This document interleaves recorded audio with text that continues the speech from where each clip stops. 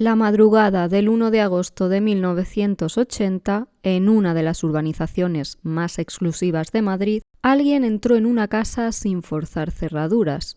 Subió unas escaleras a oscuras, abrió la puerta de un dormitorio y disparó en varias ocasiones. Cuando amaneció, María Lourdes de Urquijo y Morenés, marquesa de Urquijo, y su marido, Manuel de la Sierra y Torres, yacían muertos en su cama. No hubo lucha, tampoco robo y, por supuesto, ningún testigo, solo una certeza. Quien lo hizo sabía exactamente a dónde iba y con qué propósito. En este episodio de True Crime, La huella del crimen, rememoramos uno de los casos icónicos de la historia de España, que 45 años después sigue rodeado de un halo de misterio. Un caso de poder, dinero, familias influyentes y solo un condenado, Rafael Escobedo, aunque se cree que detrás de este horrible doble crimen pudo haber otros nombres que nunca fueron juzgados. Para narrar este caso, antes debemos poner en contexto quiénes eran los marqueses de Urquijo y cómo era su vida. Para ello tenemos que retroceder hasta el Madrid de finales de los 70, una ciudad en la que ya empezaba a vislumbrarse la democracia, pero donde ciertas familias seguían moviendo los hilos tanto en la economía como en la sociedad de la época. En el exclusivo barrio de Somosaguas, una urbanización cerrada, tranquila y con seguridad privada, vivía una pareja que representaba, quizá mejor que ninguna otra,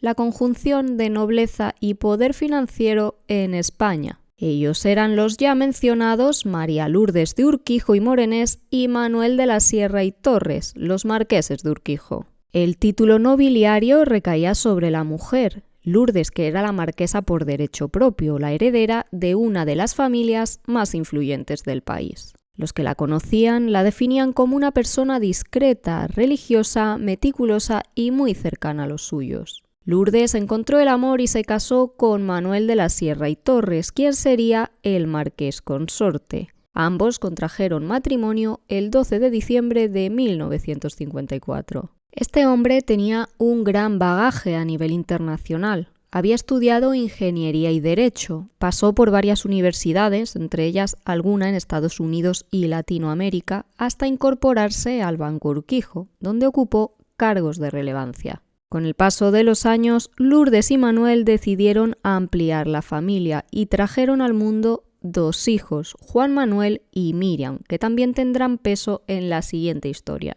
Y ahora que ya conocemos el entorno de los Urquijo, podemos profundizar en lo acontecido la noche del 1 de agosto de 1980. Pocas horas antes de la horrible desgracia, los marqueses cenaron en casa como solían hacer habitualmente. Lo hicieron en completa soledad. Solo la cocinera, Florentina Dismey, pasó la noche en la vivienda, y es que al resto del servicio se le había dado permiso para ausentarse, ya que los Urquijo tenían previsto viajar a su residencia de verano de Sotogrande al día siguiente, donde pasarían el resto del mes de agosto. Tras disfrutar del menú, se retiraron a dormir en estancias separadas. Manuel descansaba en la habitación principal y Lourdes en una cama ubicada en la estancia contigua que solían utilizar como vestidor. En mitad de la madrugada, la calma se rompió para siempre cuando varias personas accedieron al chalet propiedad de los Urquijos saltando una tapia para posteriormente colarse en la mansión a través de la cristalera de la piscina. Una vez hecho esto, llegaron hasta la planta superior, donde estaban las habitaciones de los marqueses, rompiendo vidrios y puertas. Los asaltantes debían conocer la casa a la perfección y no les costó demasiado llegar hasta la habitación en la que reposaba Manuel. Sin titubear, le dispararon en la nuca a bocajarro mientras dormía, causándole la muerte instantánea. Según parece, Lourdes debió escuchar un ruido y, alertada, preguntó quién andaba por allí. Como respuesta, la marquesa se encontró con 2 disparos, uno en la boca y otro en el cuello, que acabaron también con su vida. Si recordáis, os he dicho que aquella noche en casa estaba la cocinera. Según esta mujer, no oyó ningún ruido, pero es que no solo ella estuvo en el domicilio de los Urquijos. También estaba presente Boli, el caniche de la familia, que, por lo que dicen, era bastante escandaloso. pero curiosamente aquel 1 de agosto no ladró ni una sola vez. A la mañana siguiente, la criada y la encargada del servicio doméstico llegaron al chalet de Somosaguas y se encontraron con el horror. Cuando se dirigieron a la planta superior y abrieron la puerta del dormitorio principal, encontraron el cuerpo sin vida de Manuel y posteriormente el de Lourdes. Rápidamente dieron la voz de alarma y la policía se personó en el lugar. Desde el primer momento los investigadores tuvieron claro que el móvil de aquel doble crimen no había sido el robo, ya que no faltaba ningún objeto de valor. Según recoge la prensa, hubo ciertas deficiencias en los primeros compases de la investigación. La policía no encontró en el lugar el arma del crimen y, apunta el Confidencial, no se percató de que la caja fuerte estaba intacta. Sería Diego Martínez, el administrador de la familia, quien se dio cuenta de este detalle y aprovechó, siempre a tenor del medio citado anteriormente, para quemar ciertos documentos que había dentro de la caja fuerte en el jardín. Además, este hombre habría ordenado que se limpiaran las manchas de sangre en los dormitorios y que se lavaran los cuerpos de los marqueses. A los investigadores se les pasó otro detalle, y es que una asistenta encontró un lazo negro de terciopelo junto a la cama de la marquesa. La mujer se lo entregó al mayordomo y este dio aviso a Miriam, una de las hijas de los marqueses. Esta le restó importancia y dijo que probablemente su madre lo llevara puesto, intentando así que se desligara de la investigación. Pese a que Miriam sostuvo que Lourdes pudo haber llevado aquel lazo esa noche, para algunos pudo significar que una mujer estuvo presente en la escena del crimen cuando tuvieron lugar los asesinatos.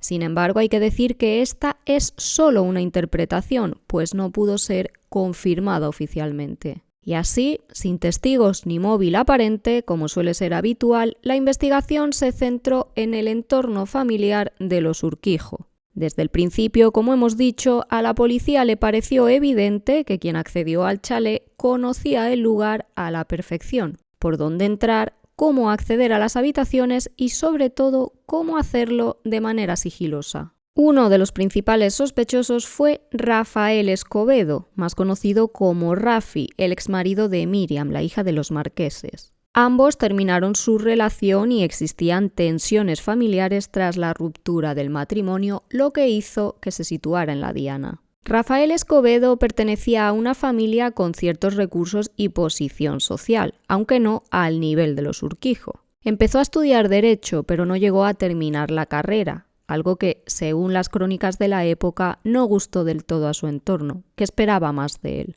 En el año 1978 se casó con Miriam, aunque parece que Manuel, el marqués, no terminaba de aprobar esta relación. Poco después, en 1979, la pareja se separó y ella comenzó una relación con otra persona. Este contexto familiar tensó las relaciones y, para los investigadores, fue un punto de partida lógico. El yerno podía tener motivos personales para querer terminar con la vida de sus exsuegros, de quien solo recibió rechazo e incluso desprecio. En abril de 1981, un año después del crimen, la policía dio con una pista que cambió el rumbo de la investigación. En una propiedad de los Escobedo aparecieron casquillos de bala que coincidían con los usados para asesinar a Manuel y a Lourdes. Los investigadores creían que el arma usada en el crimen era del calibre 22, que coincidiría posteriormente con esos casquillos encontrados en la finca. Con esa evidencia, la policía detuvo a Rafi Escobedo el 8 de abril de 1981 e ingresó en prisión provisional. En un primer momento confesó su implicación en el asesinato de sus exsuegros en una declaración escrita y ante el juez. No dijo quién disparó ni si actuó solo o con más personas, pero sí reconoció que formó parte del horrible doble crimen. Ya durante el juicio, que tuvo lugar en 1983, se retractó. Aseguró que aquello no fue lo que pasó y que si lo escribió de su puño y letra fue porque se había visto forzado por las circunstancias. Hay que subrayar además otro hecho extraordinario que ocurrió justo antes del juicio. Hemos dicho que se hallaron casquillos en la finca de los Escobedo y esta fue una de las evidencias clave para llevar a Rafi a juicio. Pues bien, los 269 casquillos, 265 fueron recogidos en el domicilio de la familia del sospechoso y 4 recogidos en la escena del crimen, no estuvieron a disposición del juzgado, se esfumaron. Este hecho hizo que la defensa solicitara que se suspendiera el juicio, alegando que sin esos casquillos no podía demostrarse la conexión balística con Raffi, lo cual podía llegar incluso a que fuera puesto en libertad provisional. Finalmente, durante la vista oral, la sala aceptó pruebas balísticas alternativas solicitadas por la defensa por la falta de la evidencia original. La Fiscalía, por su parte, siguió adelante apoyándose en buena parte en la confesión inicial de Escobedo. Finalmente, Raffi fue condenado a 53 años de prisión como autor de los asesinatos, aunque la sentencia dejaba alguna incógnita por resolver. En ella, por ejemplo, se puede leer que el acusado había actuado solo o en compañía de otros, una fórmula que deja la puerta abierta a la posibilidad de que hubiera cómplices que no hubieran sido identificados. Esa ambigüedad ha sido uno de los puntos más debatidos de este caso, pues la justicia afirmó que Raffi era culpable, pero no se pudo descartar que hubiera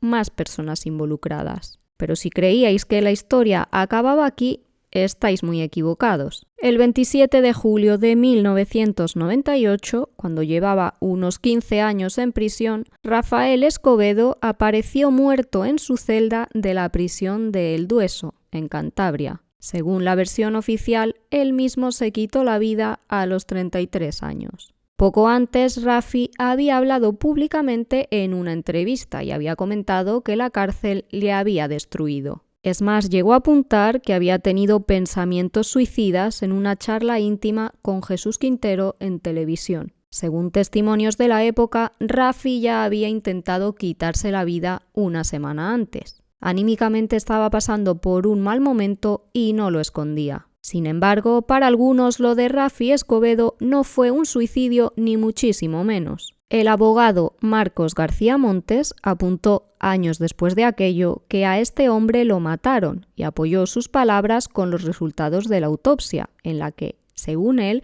encontraron 14 miligramos de cianuro en sus pulmones, riñones, hígado e intestino.